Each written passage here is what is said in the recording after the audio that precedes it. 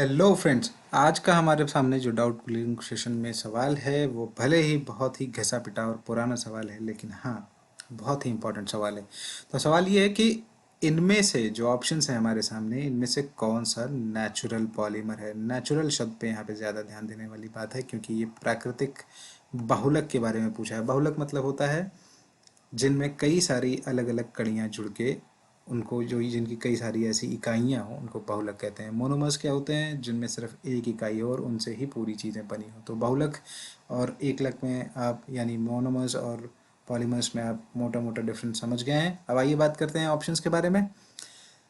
फिलहाल ज़्यादा बात करने के लिए हम लोगों के पास है कुछ नहीं। बैकेलाइट एक आर्टिफिशियल प्लास्टिक है जो कि फिनॉल और फॉर्मल्डिहाइड से बना है, तो ये ऑप्शन तो हो नहीं सकता। बैकेलाइट की कुछ खास बातें ये हैं कि जैसे आपके घरों में जो इलेक्ट्रिक स्विचेस होते हैं, इलेक्ट्रिक स्विचेस वगैरह भी जो है वो बैकेलाइट के बनते हैं।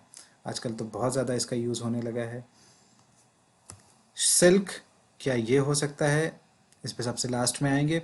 केवलार, केवलार की खास बात ये होती है कि ये बहुत ज़्यादा हीट रेजिस्टेंट होता है, मतलब बहुत ज़्यादा गर्मी होगी तो भी ये आराम से उसको रेजिस्ट कर लेगा, उस पर आराम से अपना नॉर्मल स्टेट बनाए रखेगा। कोई भी इसमें परिवर्तन नहीं होगा, कोई चेंज नहीं होता है। और सबसे बढ़िया बात इसकी ये है कि ये जो है ये बुलेट प्रूफ जैकेट्स के बार की तरह से भी यूज़ होता है, और इसके इसी तरीके के इसके बहुत सारे यूज़ हैं जो हम अगली स्लाइड में देखेंगे। लेकिन चूंकि ये एक आर्टिफिशियल प्लास्टिक है इसलिए, या आर्टिफिशियल पॉलीमर है इसलिए ये हो नहीं सकता। लेक्सन एक्चुअली एक ब्रांड है, लेकिन लेक्सन भी नहीं है। सही जवाब है सिल्क। लेक्सन एक्चुअली एक ब्रांड है जो कि एक पॉलीकार्बोनेट है, और ये इसकी खास बात ये होती है कि ये बहुत इजीली मोल्ड हो जाता है डिफरेंट टेम्परेचर्स पे, मेलिएबल होता है, तन्य होता है, थर्मोप्लास्टिक है ना, इसलिए।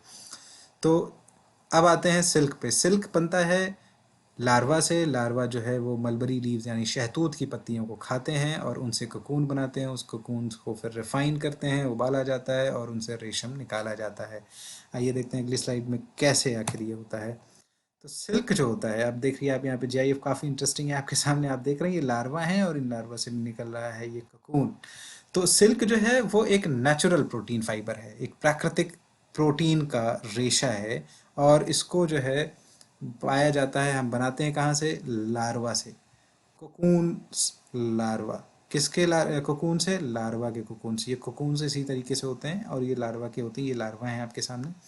और ये जो है मलबरी की जो लीव्स होती हैं, मलबरी यानी शहतूत की जो पत्तियां होती हैं, उनको खाते हैं। वही उन्हें बहुत पसंद होती हैं और उन्हीं को खा खा के बड़े होते हैं, इसीलिए इन्हें रेशम के कीड़े भी कहा जाता है।